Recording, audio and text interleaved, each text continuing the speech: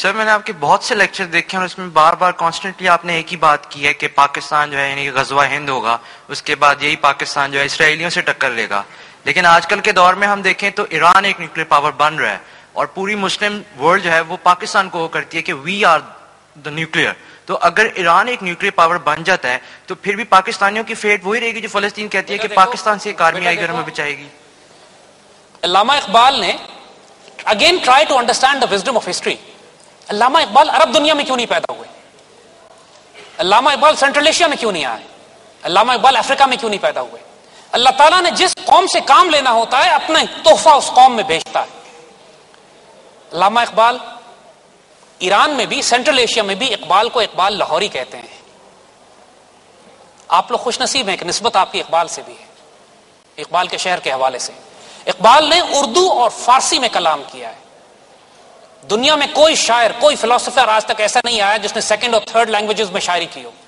इकबाल ने उर्दू, इंग्लिश और फारसी में जो कलाम किया है, हालांकि उनकी अपनी जबान तो पंजाबी कश्मीरी थी, और ये जो फोकस इकबाल कर चुके हैं उसकी वजह यही है कि अल्लाह ताला ने जो काम लेना अब इस खित्ते जमीन से लेना। एक वाकया हम आपको सुनाते हैं। 1992 का वक्त है। हम सोवियत फौजों को अफगानिस्तान से धकेल कर ताजिकिस्तान के बॉर्डर तक पहुंच चुके थे। As a young man that was the culmination of my Afghan adventures.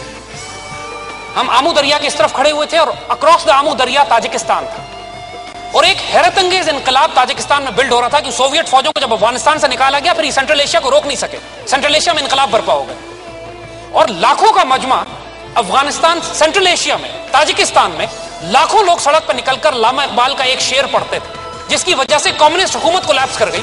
वो शेर था, मेमार हरम बाज बतामीर जहान खेज, अस ख्वाब गिरां ख्वाब गिरां ख्वाब गिरां खेज। ऐ जिसने हरम की तामीर की थी अब उठो नए जहां की तामीर करो, गहरे ख्वाब से उठो, गहरे ख्वाब से उठो, गहरे ख्वाब से उठो। इकबाल 1992 में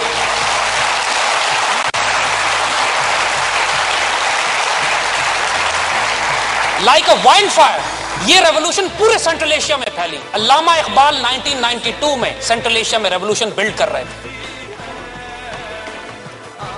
तेहरान के बारे में, ईरान के बारे में अल्लामा इकबाल ने कहा है कि तेहरान हो अगर आलम मशरिक का जनेवा, यूनाइटेड स्टेट्स ऑफ इस्लाम अगर आप बनाते हैं तो कोई हेडक्वार्टर बनाया जा सकता है। तेहरान हो अगर आलम मशरिक का जनीवा, शायद कि अक़वाम आलम की तकदीर बदल जाए।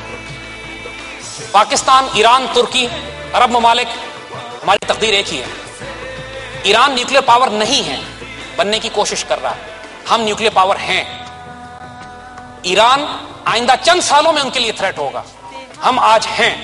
हमारे न्यूक्लियर मिसाइल प्रोग्राम अल्लाह के फजल से आज इसराइल को भी हिट कर सकते हैं और इंडिया के अंडमान आइलैंड्स को भी हिट कर सकते हैं। They know this.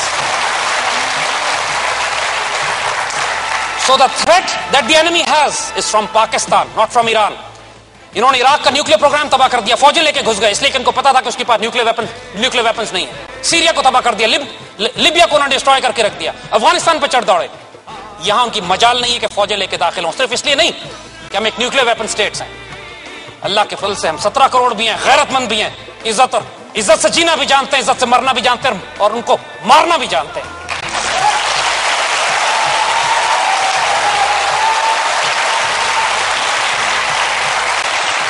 Their threat is against Pakistan. उनका थ्रेट हमारे खिलाफ है, इसमें कंफ्यूज नहीं हो। बाकी जो कुछ वो दुनिया के साथ कर रहे हैं ब्लफ है। टारगेट, इनके जो एयरक्राफ्ट कैरियर्स खड़े हुए हैं समुद्र में, उनके जो सारा इस वक्त थ्रेट है, जो फोकस है इस वक्त अफगानिस्तान से लेकर दिल्ली तक, इनके तमाम दुश्मनों का एक्सेस जो बना हुआ है, that is directed against you. Don't remain in this confusion. Absolutely. Wake up. Inshallah al-Aziz. तकदीर हमने खुद अपने हाथों में लेनी है।